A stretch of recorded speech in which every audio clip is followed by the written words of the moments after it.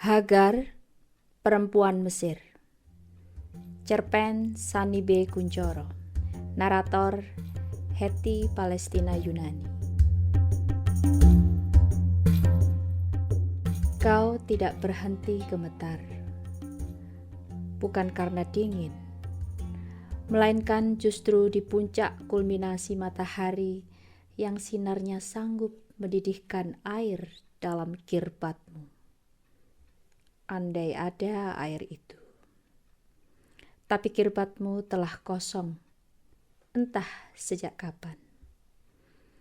Tetes terakhirnya telah diteguk lelaki kecilmu. Bekasnya tak tertinggal. Bahkan bibirnya mengelupas garing, menanggung panas gurun Beersheba yang tak berbelas kasihan. Ismail, kau memanggil. Kau ingin memintanya untuk menangis. Kau berpikir bahwa air mata yang setitik itu niscaya akan menjadi serupa seteguk air. Andai berlinang akan menjadi pengisi kirbat yang garing. Tak ada suara menjawab. Mungkinkah hamparan semak telah memulaskan tidurnya? Jawab ibumu, nak. Kau memohon. Saat yang sama kau berharap karena suaramu yang setipis debulah yang tidak menjangkau wilayah dengar anak itu, mengesampingkan penyebab lain yang mengendap, mengancam tabahmu. Maka segera kau singkirkan dugaan-dugaan itu dan mengisi pikiranmu dengan sensasi yang menjelma air bagi dahagamu.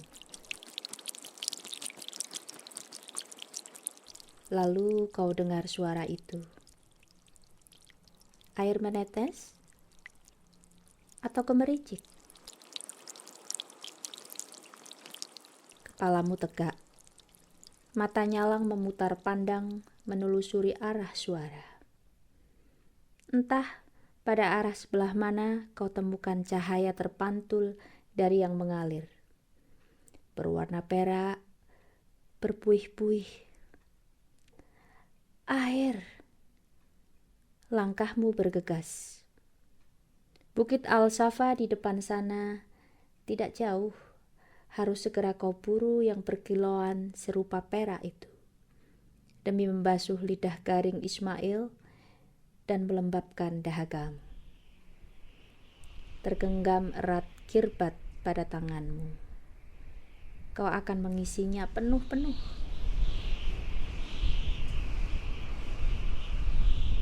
Matahari tepat di atas kepala saat awan bergeser menjauh. Cahaya benderangnya menyilaukan mata. Kau berkedip. Gerak naluri sepasang mata melindungi diri. Detik berikutnya, matamu terbuka kembali. Tapi mendadak menghilang segala yang kau cari. Kemana yang tadi mengalir? Langkahmu terhenti. Telah jauh kau berlari, memburu suara gemericik yang nyaring merdu. Telingamu tegak mencari suara itu, tapi yang ditemukan adalah senyap. Kau tercekat dalam kekhawatiran. Mengapa segala hilang dalam satu kedipan? Bukan hilang. Kau bergumam sendiri. Mungkin hanya salah arah. Demikian kau menumbuhkan harapan. Lalu kau berkedip lagi demi kembali padamu segala yang hilang itu. Perkiraan yang tepat. Matamu belum sepenuhnya terbuka saat suara percik itu terdengar di kejauhan. Membuatmu terjaga segera. Kau dapati cahaya perak memantul dari bukit pada sisi yang lain. Bukit Al-Marwah. Nah, benar bukan? Kau hanya salah arah. Lagi kau berlari, kencang memburu air di Bukit Al-Marwah. Butiran debu beterbangan melekati ujung-ujung jubah. Seolah ikut berlari, partikel debu itu terpicu semangat. Pada celah bukit di kejauhan itu, pantulan air berkilau-kilau menunggu para pencarinya. Tersaruk kakimu mendaki bukit, tapi kau tak ingin lelah. Demi Ismail. Anak semata wayang itu selalu kuat minum sejak bayi. Kau ingat betapa kuat tangisnya memanggilmu setiap waktu minum tiba. Berkilau matanya menatapmu dalam cahaya pada pelukanmu. Ismail, kau mensyukurinya sebagai karunia terbesarmu. Maka akan kau lakukan apapun untuknya. Apapun, bahkan kau yakini dirimu menjadi untuknya. Kau terengah, menunduk sesaat, mengusap peluh di pelipis. Ingin kau basuh wajah yang garing itu. Sebentar lagi, tentu telah dekat air mata itu, karena telah jauh kau melangkah dari Bukit Al-Safa. Terangkat wajahmu, meninggikan tatapan demi mengukur sisa jarak tempuh. Dan kau tercengang mendapati apa yang terhampar. Mengapa hanya batu yang tampak? Di mana yang mengalir memantulkan cahaya sesaat lalu? Matahari masih di atas kepala. Belum akan bergeser jauh pantulan yang semula kau lihat. Tapi mengapa tidak ada apapun selain batu? Lagi kau gemetar, berdebar-debar menahan cemas.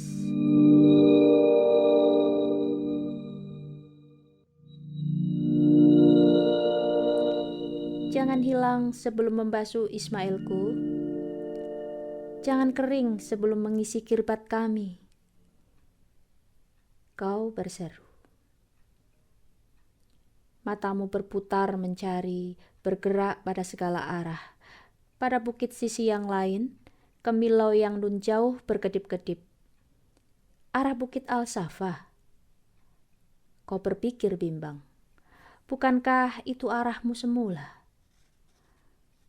Langkahmu mati kemudian. Kau ragukan pilihan arah itu.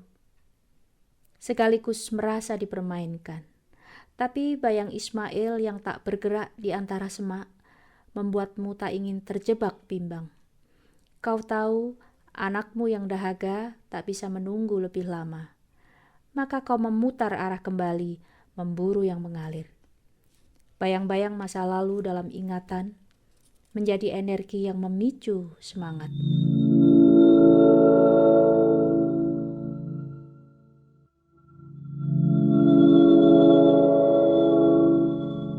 Ruang yang bising itu mendadak senyap. Hanya suara punggawa yang menembus pintu dan jendela terbuka. Fir'aun datang. Kau ada di bawah meja pada sisi lubang jendela. Sebuah tempat lembab yang mengamankanmu dari banyak hal. Hardikan selir-selir dan jahilan anak-anak yang tak kau tahu apakah sekandungmu ataukah orang lain. Kau tak ingin beranjak. Telah berulang kali rajamu datang dan sejauh ini upayamu menembus kerumunan tak menghasilkan perhatian yang berarti. Semangatmu telah lama sudah. Ada perempuan baru.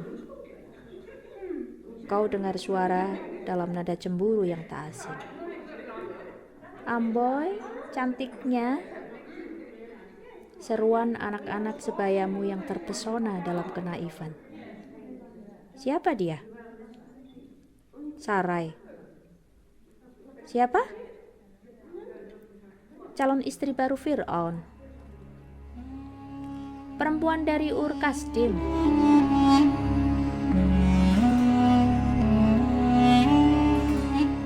Ur Kasdim, sebuah tempat yang belum pernah kau dengar, menggerakkan rasa ingin tahumu. Kau mengendap, kepala kecilmu muncul pada lubang besar jendela. Jelang petang ketika itu, matahari yang jingga membasuhmu dalam cahaya dan 4 sisi jendela menjadi garis yang membingkaimu serupa lukisan. Tak kau sadari betapa komposisi itu niscaya membuat siapapun berpaling padamu, termasuk perempuan asing di kejauhan itu. Mata kalian bertemu, kecantikan Ur Kasdim yang membuatmu terkejut sekaligus terpesona. Atau sebenarnya justru perempuan itu yang kagum pada lukisan dirimu?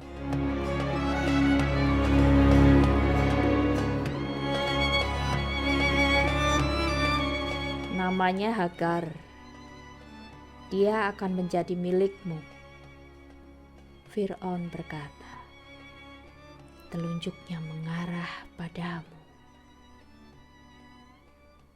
Kau tercengang, dan sebelum surut cengang itu kau telah menjadi miliknya. Apalagi menolak, kau bahkan tak memiliki kesempatan untuk mengangguk atau bertanya. Setiap kata Fir'aun adalah sabda, dan kenaifanmu sebagai belia menafsirkannya sebagai anugerah. Kau terpilih menjadi pendamping Ratu Fir'aun. Tanpa kau tahu takdirmu telah menikung tajam dan mengaruskanmu pada perjalanan hidup yang akan membenturkan ketabahan dan hak atas dirimu sendiri yang terampas berulang-ulang.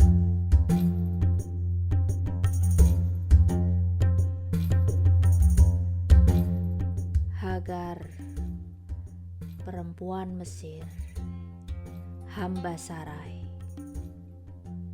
Demikianlah kau dikenang dalam sejarah, selamanya menjadi hamba, sesuatu yang pada mulanya tak mengganggumu.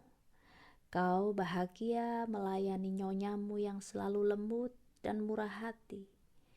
Padamu dia menangis dan bercerita. Kau tahu putus asanya menanggung rahim yang kering. Tak kau sangkal harapan-harapan yang diyakininya. Tuhanku telah berkata kepada Abram suamiku bahwa anak kandungnya akan menjadi ahli waris. Sebanyak bintang di langit, sebanyak pasir di laut, itulah keturunannya. Sarai berkata berulang-ulang, kami percaya, dan Tuhan memperhitungkan itu sebagai kebenaran. Baiklah, keyakinan yang tak kau sangkal meski kau tahu rahimnya telah menyerah pada usia. Kau simpan simpatimu dalam kepatuhan. Pada kepatuhan yang tak berdaya itu, kau mendengarnya berkata pada tuanmu Abram, Tuhan tidak memberi aku anak. Karena itu hampirilah Hagar. Mungkin oleh dialah aku memperoleh seorang anak.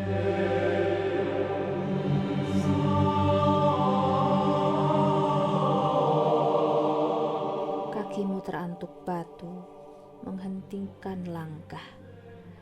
Butiran debu melayang naik oleh gerakanmu.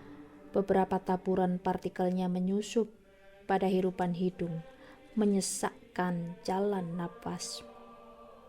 Gemuruh air masih terdengar di kejauhan, menunggumu menjangkaunya.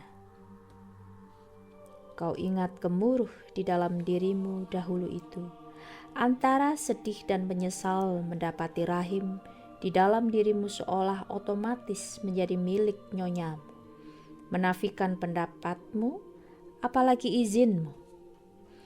Betapa pedih hatimu. Sarai sejatinya bukan sekadar nyonya, melainkan sekaligus ibu dan kakak yang tak pernah kau miliki. Mengapa tak dia sendiri yang meminta? Niscaya kau berikan tak hanya rahim, melainkan juga ikhlasmu.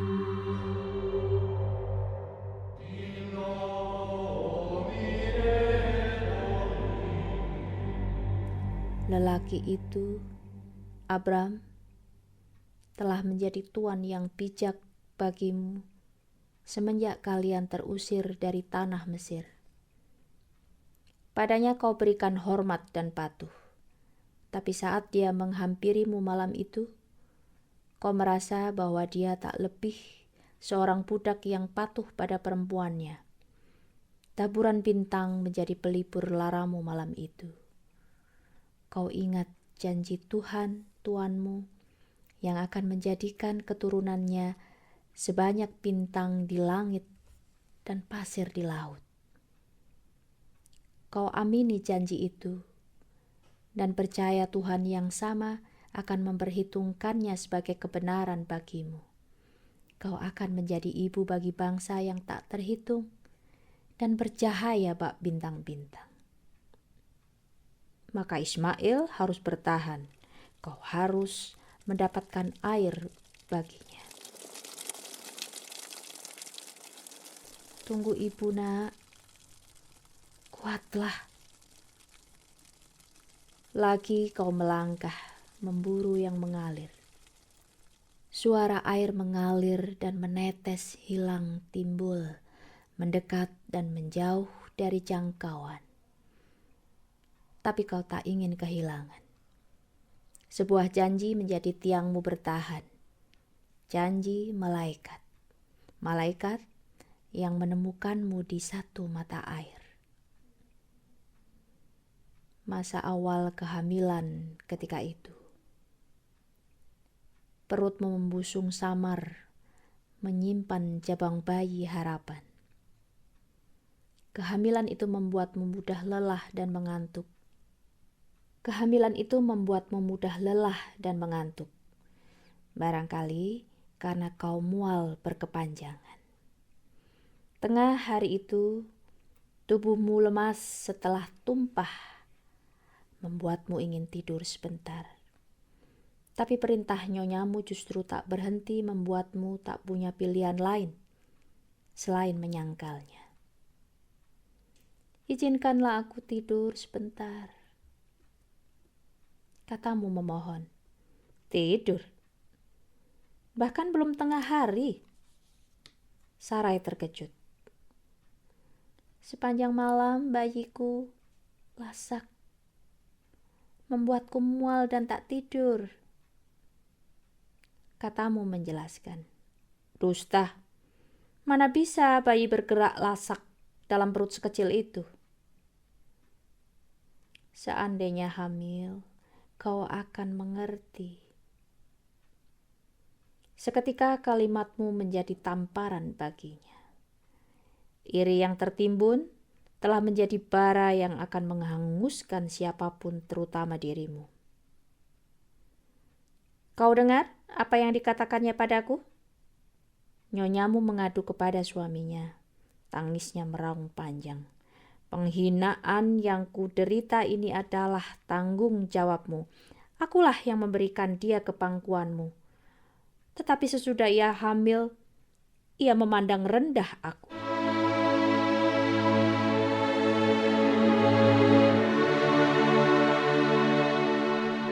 Di sudut kemah kau terdiam, menunggu sebuah keputusan atas dirimu. Laki-laki itu berperan sebagai hakim di antara kalian. Hagar di bawah kekuasaanmu, lakukan apa yang kau pandang baik. Demikian kau mendengar keputusan Abram. keputusan seorang hakim? Ataukah keputusan seorang suami yang benihnya terkandung di rahimmu? Yang kau dapati adalah keputusan seorang tuan. Maka demikianlah dengan itu Sarai menindasmu. Keputusan itu memberimu kesadaran bahwa kau tetaplah seorang hamba. Hakmu sebagai istri hanyalah hak temporer di atas tilam saat rahimmu dihampiri. Betapa mematahkan hati. Bergerak sang jabang bayi menendang dinding rahimmu. Barangkali karena terlalu dalam kesedihanmu, ataukah dia berontak oleh keputusan ayahnya? Seketika reaksi itu memberimu keyakinan besar betapa kau tak ingin anakmu memiliki ibu seorang budak. Maka kau pergilah memerdekakan dirimu. Dalam kesunyian subuh kau berangkat, mengawalinya dengan doa saat matahari belum terbit. Hanya doa dan sebuah tekad besar yang menjadi bekalmu ketika itu. Kau bahkan alpa membawa tempat air. Beruntung kau melintasi mata air di jalan ke arah Syur. Kau basuh dirimu dan berdoa lagi demi menguatkan tekad. Dan suara itu mendatangimu. Hagar, hamba Sarai. Kelembutan suara yang memanggilmu tak hanya nama, hamba Sarai. Kau bersujud seketika, bukan hanya karena naluri sebagai hamba kembali menaklukkanmu, melainkan lebih oleh selubung cahaya yang menyertainya itu membawa kemuliaan yang tak terjelaskan oleh batas kefanaan.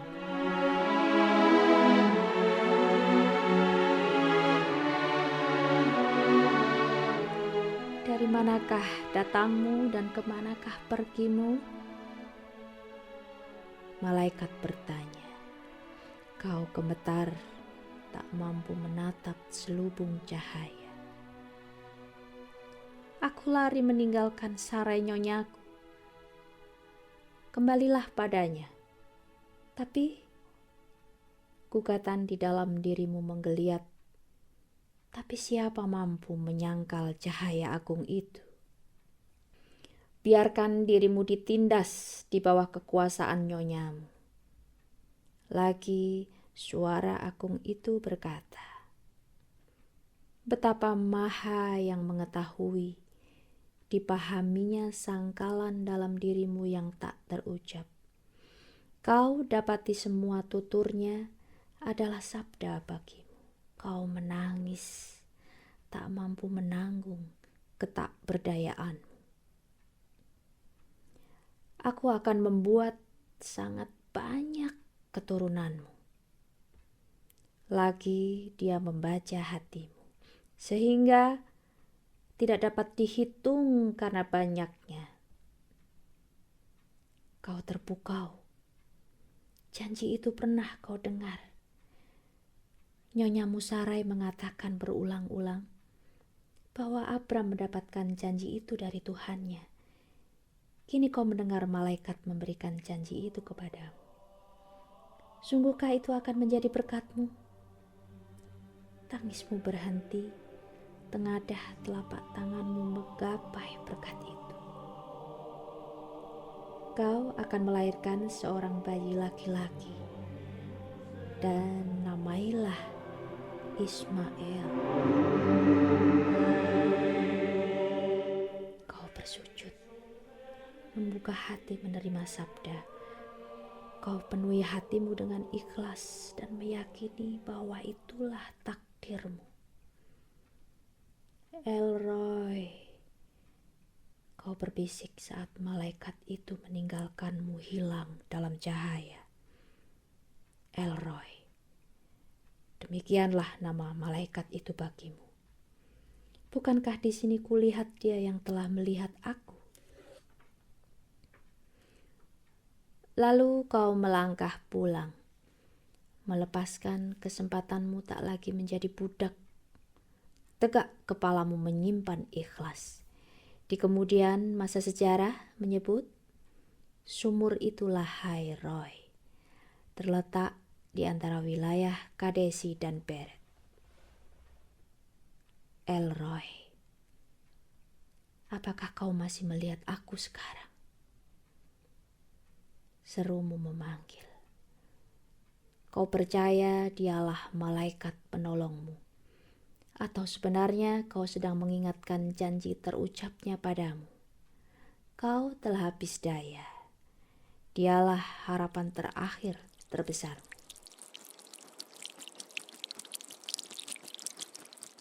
Ismail masih tak bergerak. Kirbatmu tetap kering. Bayang air terus-menerus hilang timbul dalam pengejaranmu. Berulang kali kau mengejarnya, ulang-alik Bukit Al-Safa dan Al-Marwah. 6 kali sudah, tak tersisa lagi kekuatanmu. Kulit ari bibirmu mengelupas, pecah kulit tumit kakimu menanggung panas dan batu gurun. Berbelas kasihlah padaku walau tak hendak. Serumu memohon dalam putus asa. Demi mewujudkan janjimu pada Ismailku, bahwa dia akan kau berkati, tapi kini setetes air pun tak tersedia baginya. Senyap di sekitarmu, tak ada yang mendengar seruanmu.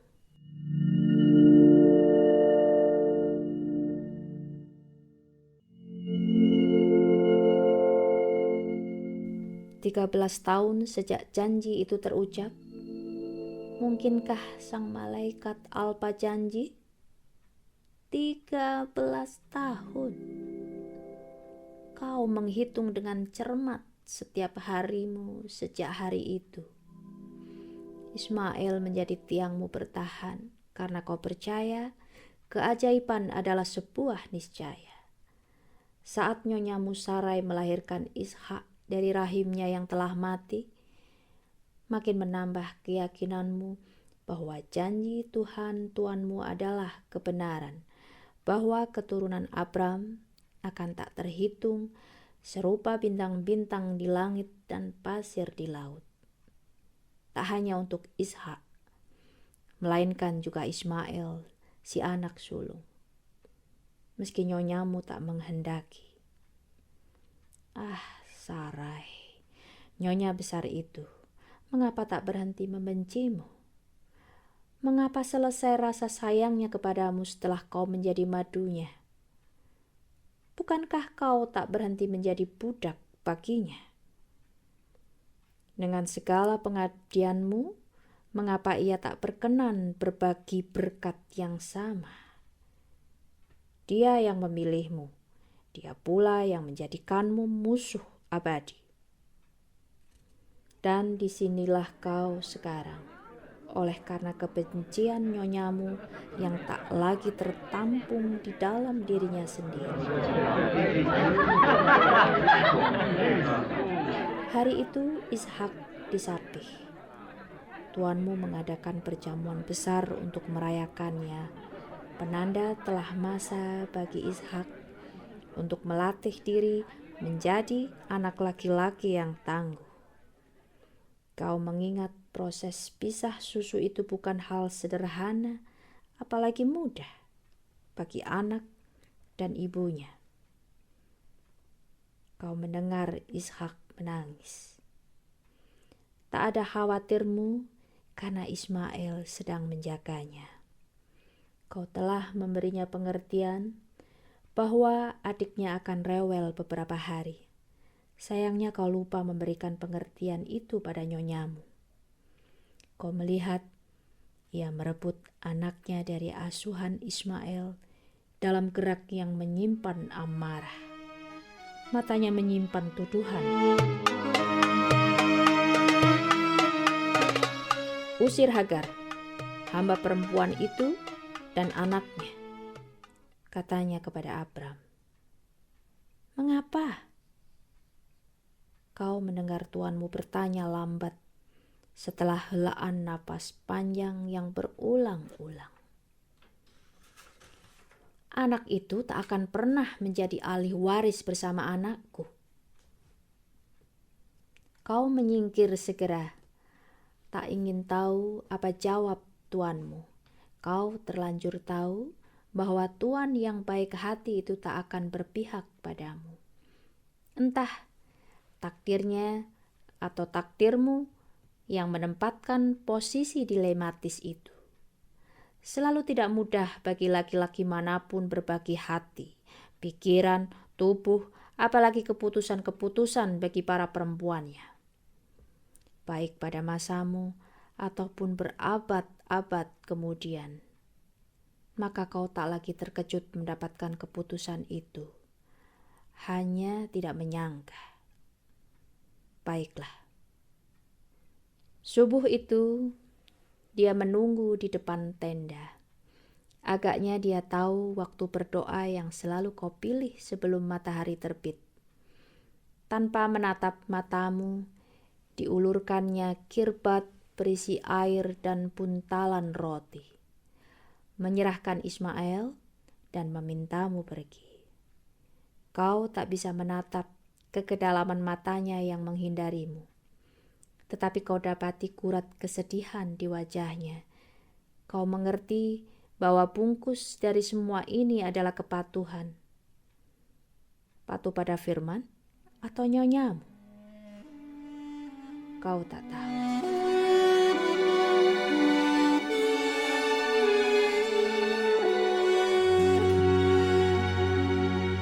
Dan disinilah kau sekarang, di antara Bukit Al-Safa dan Al-Marwah yang berbatu bersama Ismail yang sekarat.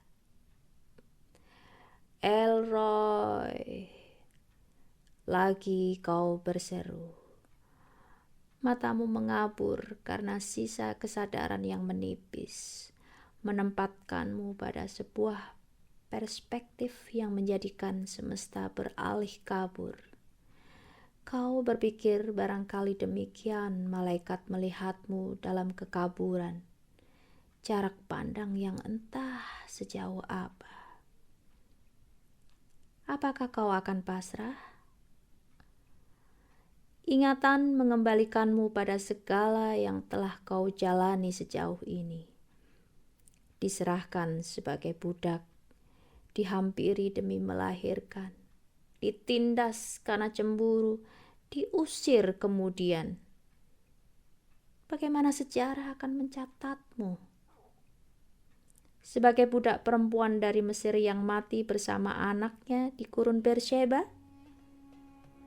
Bila itu terjadi, sejarah akan mengenang Ismail sebagai seorang anak budak, anak yang malang.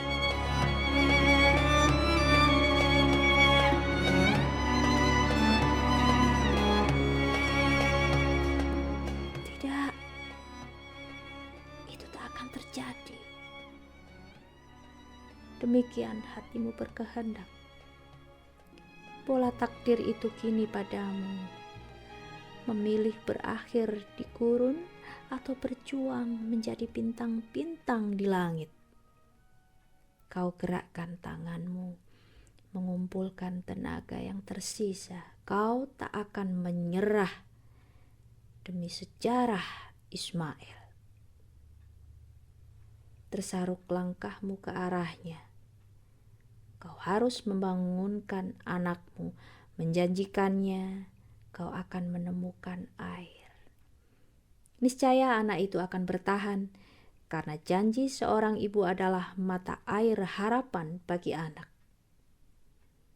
Matahari meredup saat kau temukan anakmu. Terbujur bergeming anak itu. Wajahnya pias bertabur debu gurun. Kau mengguncangnya. Beri ibumu tanda kehidupan, nak. Bisikmu persis pada daun telinga.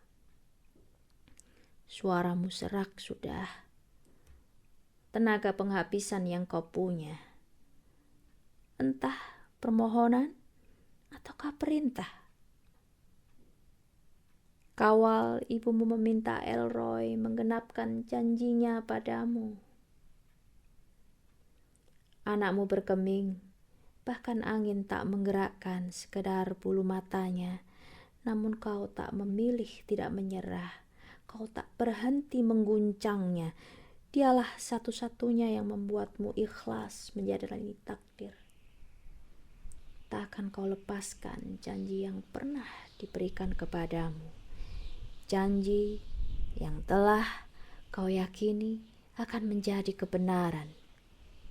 Dengan keyakinan seteguh itu, malaikat mana sanggup mengingkarimu? Debu berterbangan oleh guncanganmu. Terhiruplah gelembung-gelembung debu dan membuntu jalan napas, membuat Ismail tersedak hebat. Terhentak-hentak kakinya oleh sesak napas, berebut nyawa dengan maut yang mengintainya. Dan terjadilah keajaiban itu. Ismail berhasil memenangkan pertarungan dan mendapatkan hak hidupnya. Pada tanah yang terhentak kakinya, menyemburlah air bening, mengalir deras, memantulkan cahaya perak, ungu, kehijauan, tembaga. Kau menjerit. Telah 7 kali cahaya itu menipumu, menghilang setiap kali kau mengejarnya. Tapi semburan di tumit lelaki kecilmu ini telah membasahi jubahmu, menembus lapisan-lapisannya, membasuh kulit garingnya. Segera kau tangkap semburan air dengan tangkupan kedua belah telapak tangan, meminumkannya pada anakmu, membasuh dan meluruhkan debu yang memungkusnya. Bergetar tangismu saat kalian berbagi air yang terus memancar meski dahaga kalian telah tuntas dan kirbat terisi penuh. Berhentilah mengalir, berhentilah, serumu kewalahan menampungnya. Kau tak ingin air itu terbuang sia-sia. Air matamu terpadu bahagia dalam satu aliran dengan air bening nan mulia itu. Tetapi air itu tak berhenti mengalir. Bukan karena tak hendak mematuhimu, melainkan karena menjadi mata air abadi yang memberikan mukjizat pada keturunan dan umatmu di kemudian masa. Kau menjadi ibu dari Ismail yang memperanakkan 12 raja dan menjadi bangsa yang besar. Satu hal yang tak kau duga. Kisah perjuanganmu di gurun itu dikenang sepanjang masa, bahkan menjadi bagian dari ritual ibadah saat umat berziarah ke tanah suci. Perjuangan dan keteguhan sekaligus ikhlas hatimu telah menjadi teladan bagi keturunanmu yang tersebar tak terhitung bagai bintang-bintang di langit tak terbatas. Demikianlah kau dikenang, Hagar, perempuan Mesir itu, ibu Ismail.